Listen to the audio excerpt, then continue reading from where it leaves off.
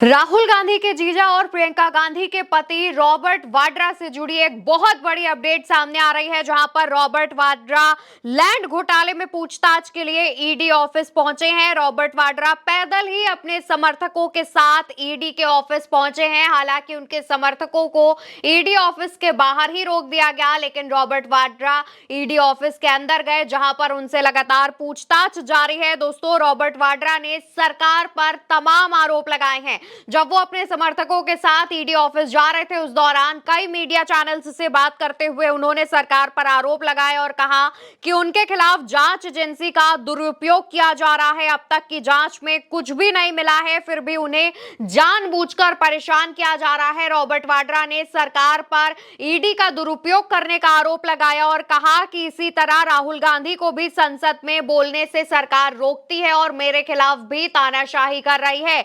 ED office जाते हुए Robert Vadra एक बयान देते हैं, जिसमें वो कहते हैं, जब भी मैं लोगों की आवाज बुलंद करूंगा या राजनीति में आने की कोशिश करूंगा, ये लोग मुझे दबाएंगे और एजेंसियों का दुरुपयोग करेंगे।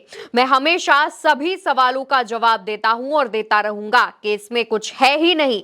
20 बार गया हूं, 15-15 घंटे बैठा हूं, मैंने 23,000 डॉक्यूमेंट दिए हैं, फिर कहते हैं दोबारा डॉक्यूमेंट दो। ऐसे थोड़ी चलता है। दरअसल दोस्तों, यहाँ पर रॉबर्ट वाड्रा सरकार पर आरोप लगाते हैं, कहते हैं कि जब जब उनके राजनीति में आने की अटकलें तेज होती हैं, तब उनके खिलाफ ईडी का ये जो केस चल रहा है, उसमें शिकंजा कसने की तैयारी करते हैं और ईडी का दुरुपयोग सरकार करती है। यहां पर उनका सरकार से मतलब भाजपा की केंद्र सरकार से था। वहीं दूसरी तरफ दोस्तों, आपको यह भी बता दें कि रॉबर्ट वाड्रा ने प्रियंका गांधी के वायनाड से सांसद बनने के बाद एक बयान दिया था, जिसमें उन्होंने कहा था कि अगर कांग्रेस और मेरे परिवार का आशीर्वाद मिला तो मैं राजनीति में कदम रखूंगा। और इसके अलावा चुनावों के दौरान आपने कई बार भाजपा के मुंह से भी रॉबर्ट वाड्रा का नाम सुना होगा, या फिर भाजपा इनडायरेक्टली बिना रॉबर्ट वाड्रा का नाम लिए उन पर और कांग्रेस पर तंज कसती हुई नजर आती है। इससे लोगों को यह लगता है कि उनकी राजनीति में कभी भी एंट्री हो सकती है। वहीं रॉबर्ट वाड्रा की पत्नी और वायनाड से सांसद प्रियंका गांधी वाड्रा की राजनीति में आने के बाद ये अटकलें और तेज हो गई थी, और जब जब ये अटकलें तेज होती हैं, तब तब रॉबर्ट वाड्रा के खिलाफ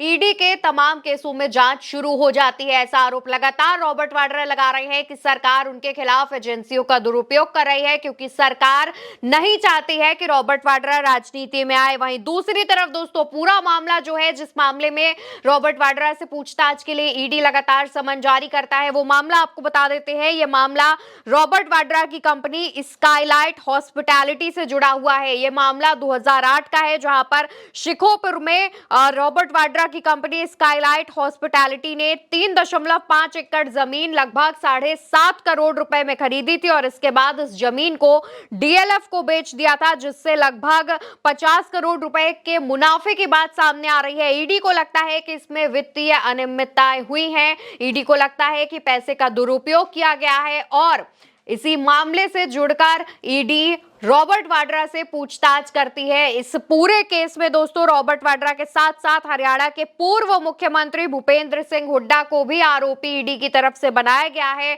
और भूपेंद्र सिंह हुड्डा पर यह आरोप लगाया गया है कि उन्होंने मुख्यमंत्री रहते हुए वाड्रा की कंपनी को मुनाफा पहुंचाया, जब वो हरियाणा के मुख्यमंत्री थे। दोस्तों, लगातार वाड्रा पर ईडी का शिकंजा कसा जा रहा है। वाड्रा का आरोप है कि सरकार तानाशाही कर रही है, ईडी का दुरुपयोग कर रही है, क्योंकि जब जब रॉबर्ट वाड्रा राजनीति में आने की बात करते हैं या फिर उनके समर्थक उनकी राजनीति में आने की चर्चाएं करते हैं, तब तब सरकार की तरफ से ये जो पुराना केस है वो खोल दिया जाता है। रॉबर्ट वाड्रा का साफ साफ ये कहना है कि उन्होंने ईडी को करीब 23,000 डॉक्यूमेंट दिए हैं, 20 से ज्यादा बार वो गए हैं, लेकिन उसके बावजूद इस केस में कुछ भी प्रूफ नहीं हो पा रहा है। बस खाली रॉबर्ट वाड्रा को परेशान करने के तरीके अपनाए जा रहे हैं। अब जिस तरीके से रॉबर्ट वाड्रा एक बार फिर ईडी ऑफिस पहुंचे, उन्होंने अपने बयान दर्ज करवाने शुरू कर दिए। उनसे लगातार ईडी ऑफिस में पूछताछ की जा रही है। देखना होगा कि ईडी ऑफिस से बाहर आने के बाद रॉबर्ट वाड्रा क्या खुलासे करते हैं और क्या आरोप